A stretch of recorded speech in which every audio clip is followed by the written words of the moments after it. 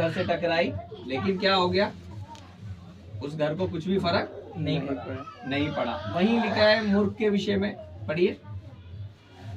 परंतु जो कोई मेरी ये बातें सुनता है और उन पर नहीं चलता, हाँ देखो, फिर लिखा है जो सुनता है मेरी बातें और उन पर चलता नहीं है, हाँ, उस निर्बुद्धि मनुष्य के समान ठहरेगा जिसने अपना घर बालू पर बनाया। हाँ देखो, वो निर्बुद्धि ठहरेगा।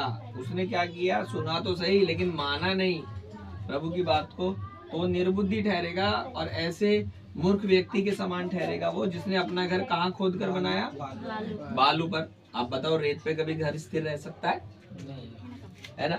और उन्हें रेत पे घर तो बना लिया। आपने भी देखा होगा कई बार फिल्म में, या फिर आप कभी समुद्र किनारे गए हो तो वहाँ बच्चे घर बनाते हैं, है ना। घर बन तो जाता है सुंदर सा, है ना, लेकिन जब लहर आती है तो और वापस आके सारा वापस ले जाती है, बचा कुचा भी आते पहले गिरा देती है, जो बचता है वो भी वापस ले जाती है। तो प्रभु यहाँ पर क्या बताना चाहता था उन्हें स्थिर रहने के विषय में, कि मेरे बच्चों, तुम मेरी बातें खाली सुनो ही मत, सुनकर उसको मानने वाले बनोगे तो तुम्हारा घर काहे पे बन जाएगा, चट्टान पर बन जाएगा। और याद रखिए, चट्टान हमारा प्रभु यीशु मसीह है। अगर आप वचन सुनकर मानोगे तो यीशु हमेशा आपको साथ देगा, कभी नहीं छोड़ेगा। लिखा है मैं तुम्हें कभी नहीं छोड़ूंगा और ना त्यागूंगा। बाइबल कहती है मैं जगत के अंत तक तुम्हारे साथ रहूंगा। हालेलुया। तो स्थिरता के विषय में बाइबल इस विषय को बताती है कि आप इस रीति से आप स्थिर रह सकते हैं प्रभु में। आप ऐसा करके प्रभु के साथ आप स्थिर बने रह सकते हैं। आप बाइबल उठा के देखिए, इन विषयों में आपको किन किन विषयों में स्थिर होने की जरूरत है ना। हमने पिछली बार देखा था प्रार्थना के विषय में, हमने एक विधवा का दृष्टांत देखा था जो बार बार क्या करती थी, घंटा बजाती थी राजा के, है ना, अधर्मी राजा के पास जाती थी, है ना। जो राजा कैसा था, ना तो परमेश्वर से डरता था ना मनुष्यों की परवाह करता था, फिर भी ये स्त्री बार बार जाती थी, ये विधवा स्त्री, और जाकर घंटा बजाती, बार बार उसको दरवाजा खटखटाती थी, मेरा न्याय चुका, मुझे मुद्दई से बचा, मेरा न्याय चुका, मुझे मुद्दई से बचा। जब वो रेगुलर ये करती रही, स्थिरता से करती रही, तो क्या हो गया, ऐसा राजा जो परमेश्वर से भी नहीं डरता, मनुष्यों की भी परवाह नहीं करता, आया और कह रहा है इसका न्याय चुकाऊंगा, किसी का चुकाऊं नहीं चुकाऊं, नहीं तो ये मेरी नाक में दम कर रखा है, कर देगी। तो जब आप प्रार्थना ऐसे तरीके से करते हैं कि नहीं मेरे को तो करना है प्रार्थना, कुछ भी हो जाए मैं प्रार्थना करूंगा। आपको बता रहा हूँ, मैं एक बात बहुत कहता हूँ, मेरे लोगों को भी पता है ये बात। मैं प्रभु से जब प्रार्थना करता हूँ ना किसी विषय में, तो मैं एक बात बोलता हूँ, प्रभु करेगा तो तू करेगा, और नहीं करेगा तो तू ही करेगा, मैं कहीं नहीं जाने वाला। हालेलुया। तो ऐसा करके प्रार्थना करने वाला बनना है। दानियल के विषय में देखो आप, दिन में 3 बार प्रार्थना करता था। राजा का फरमान निकला कि मुझे छोड़ किसी और का प्रार्थना नहीं करना 30 दिन तक, लेकिन राजा कुछ भी कहता रहे, दानियल ने क्या किया, स्थिर रहा, दानियल स्थिर बना रहा। हालेलुया। उसके कर्मचारियों ने उसके खिलाफ भड़काया, स्थिर बना रहा। 5-10 मिनट राजा स्थिर बना रहा, और अपने समय पर तीनों टाइम घर में जाता था और प्रार्थना करता था। बाइबल कहती है उसको शेरों की मांद में डाल दिया गया, लेकिन वचन बताता है उसके साथ शेरों को भी बनाने वाला परमेश्वर था। शेरों का मुंह परमेश्वर ने बंद कर दिया। सुबह वो राजा आ रहा है, ए दानियल, ए स्वर्ग के परमेश्वर के दास, क्या तू जिंदा है? क्या तेरे परमेश्वर ने तुझे शेरों से बचा लिया? तो दानियल बोलता है, हे राजा तू चिरंजीव हो, मेरा परमेश्वर शेरों का भी परमेश्वर है, भाई उसने उनका मुंह बंद कर दिया। हालेलुया। देखो स्थिरता, जब आप स्थिर रहते हो तो परमेश्वर ऊंचा करता है। तब परमेश्वर ने उसको, राजा ने उसको और ऊंचे पद पे बैठाया, और जो उसके दुश्मन थे जिन्होंने राजा को भड़काया था, उनको परिवार समेत उस शेरों की मांद में डाल दिया गया। और वचन बताता है कि वो कूद भी नहीं पाए थे बाहर निकलने के लिए, शेरों ने उन्हें पकड़ के खा लिया, इतने भूखे शेर थे वो। अब देख रहे स्थिर वो भी बताने वाले पंडित थे सब, सारे उस समय के विद्वान लोग थे वो, विद्वान है ना। तो बाइबल बता रही है कि हम किस रीति स्थिर रह सकते, हमें स्थिर रहना जरूरी है। अगर आप स्थिर रहेंगे तो आपको वो सब जो 7 बातें मैंने बताई वो सब आपके लिए परमेश्वर ने रखी है ना। आप शद्रक मेशक अबेदनगो के विषय में जो दानियल के साथी थे, आपने पढ़ा होगा या सुना होगा आपने, उनके साथ भी ऐसे ही हुआ था। वो समय में भी राजा ने एक क्या कहते हैं, राजा ने एक हुक्म निकाला था कि उसकी बनाई हुई जो सोने की मूर्त है उसको सब दंडवत करेंगे, सब उसी के आगे झुकेंगे। लेकिन उन्होंने बोला, हे राजा, हमें इस विषय में तुझसे बहस करने की कोई जरूरत नहीं है, लेकिन हम ये बात नहीं मान सकते, क्योंकि हमारे परमेश्वर का वचन कहता है कि हम सिर्फ परमेश्वर के आगे झुकते हैं, हम खाली अपने प्रभु परमेश्वर के आगे ही झुकते हैं। और फिर भी तू चाहे हमें मार भी दे तो भी हम नहीं झुकेंगे। चाहे तो हमारा परमेश्वर हमें इस आग से, इस धधकते भट्टे से भी बचा सकता है और तेरे हाथ से भी छुड़ा सकता है। और वचन बताता है राजा झुंझुला गया और उसने वो धधकता भट्टा और 7 गुना भड़का दिया और बलवान पुरुष बुलवाए, ताकतवर पुरुष, और शद्रक मेशक अबेदनगो के हाथ पैर बांधे और उन्हें उठाया और आग के भट्टे में डाल दिया। और थोड़ी देर में क्या देखते हैं, जिन्होंने डाला था वो जल के मर गए, इतनी तेज आग थी, वो झुलस गए, मर गए। और राजा थोड़ी देर में झांक कर देखता है इनका क्या हुआ, तो अंदर शद्रक मेशक अबेदनगो प्रार्थना कर रहा है, घूम रहे थे, चल रहे थे अंदर, और उनके साथ जीवित परमेश्वर का बेटे का स्वरूप में एक व्यक्ति अंदर चल रहा है। वो खुदावंद यीशु मसीह था हमारा, जो उन तीनों के साथ उस आग के भट्टे में आ गया। हालेलुया। बाइबल बताती है वो राजा को अपना हुक्म बदलना पड़ा। वो राजा बोलने लगा कि ये स्वर्ग के परमेश्वर के दासों, ऊपर आ जाओ, अभी मैं जान गया तुम्हारे परमेश्वर को छोड़ और कोई परमेश्वर है ही नहीं। और उसने ढिंडोरा पिटवाया कि शद्रक मेशक अबेदनगो के परमेश्वर को ही पूजा जाएगा। हालेलुया। आप देख रहे हैं, स्थिर रहने से देश बदल सकते हैं। स्थिर रहेंगे अगर आप, तो आप बड़े पदों पे जाएंगे। याद रखिएगा, भविष्यवाणियां कभी झूठी नहीं होती। वो भी दानियल में ही है ना। हाँ, वो दानियल में ही है। वो भी आप पढ़िए, दानियल की किताब बहुत जरूरी चीज है।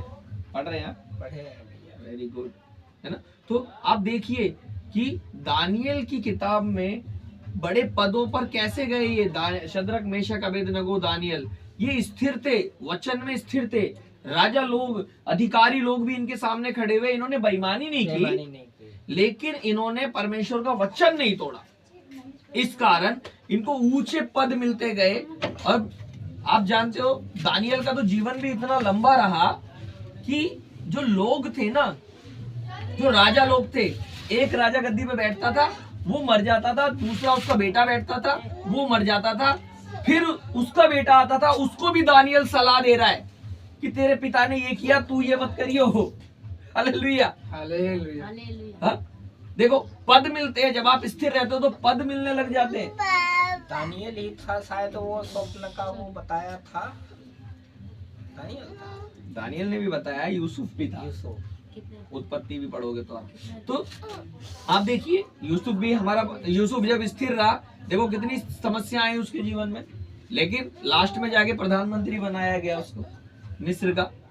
शद्रक मेशक अबेदनगो की विषय में आप देखो, जब वो स्थिर रहे तो पूरे राज्य बदल गया। राजा ने हुक्म निकाला, सब इसके परमेश्वर को मानेंगे। आप स्थिर रहेंगे तो राज्य बदल सकते हैं, राज्य बदल जाते हैं। आज मैं आप लोगों के सामने बैठा हूं, एक वचन की ताकत के बल पे बैठा हूं मैं आज। निकालिए मत्ती उसका अध्याय 10, उसके लास्ट के 2 वचन देखिए जरा।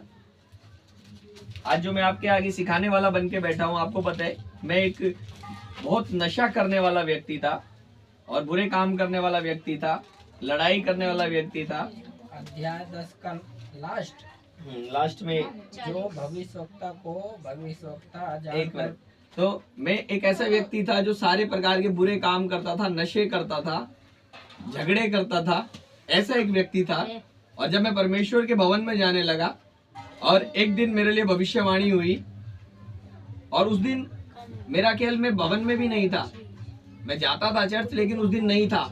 और एक बहन थे पास्टर जी के जानने वाले, शिरीन करके उस बहन का नाम था, उसने भविष्यवाणी करी कि सूरज नाम का एक व्यक्ति है इस चर्च में जो आने वाले समय में परमेश्वर का सेवक बनेगा, वो दूसरों को सिखाने वाला बनेगा। बाद में मुझे किसी ने ये भविष्यवाणी को बताया, और ये भविष्यवाणी को मैं बोलता रहता था, हमेशा बोलता रहता था, प्रभु तेरी दासी ने कहा है मैं तेरा दास बनूंगा, और ऐसा बोलता रहता था। और मैंने, परमेश्वर ने मेरे को रास्ते खोल के दिए, क्योंकि मैं भविष्यवाणी के विषय में बोल रहा था बार बार। जब आपके लिए भविष्यवाणी होती है, आपको बोलना है बार बार और उस पर काम करना है। आप जानते हैं यहाँ तक पहुंचने में परमेश्वर, मैं इसको बोलता रहा, और साथ के साथ मैं उन चीजों पे काम भी करता रहा। मैं अपना पास्टर के साथ, मैंने जो पहले सेवकाई की वो क्या थी आपको पता है?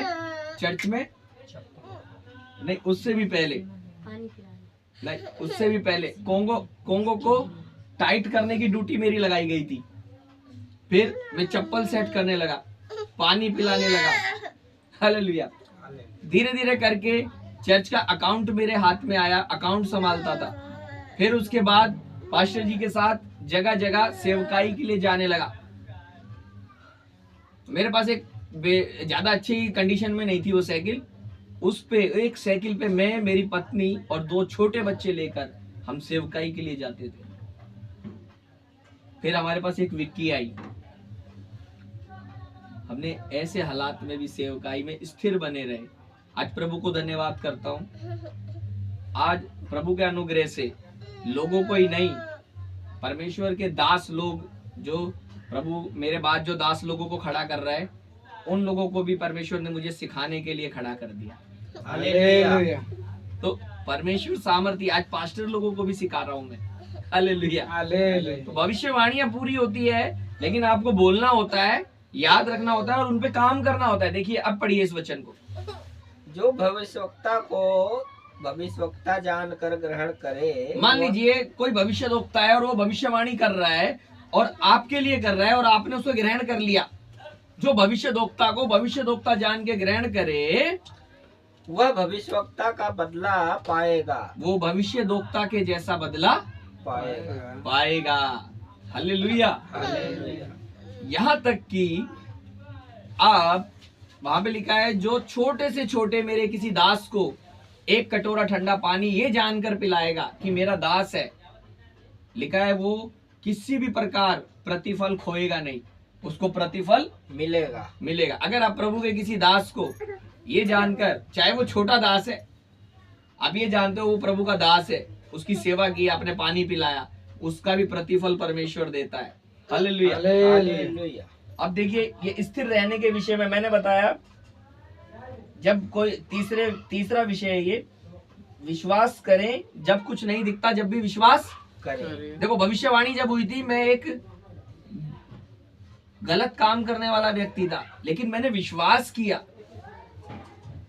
कि मैं बनूंगा प्रभु का दास। भविष्यवक्ता को भविष्यवक्ता जैसा, जब मुझे कुछ नजर नहीं आ रहा था ना, तब भी मैंने भविष्यवाणी पे विश्वास किया था। हालेलुया। अगर आप ऐसा विश्वास कर सकते तो मैं आपसे कह रहा हूं, आप जरूर स्थिर हो जाएंगे। हालेलुया।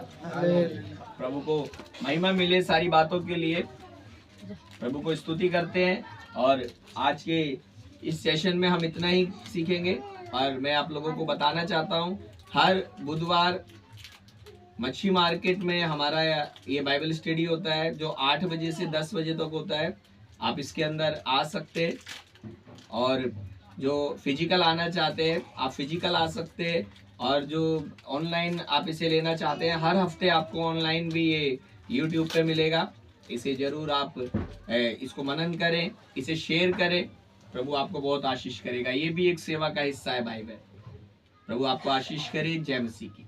आए छोटी सी प्रार्थना करें। धन्यवाद करते हैं स्वर्गीय पिता।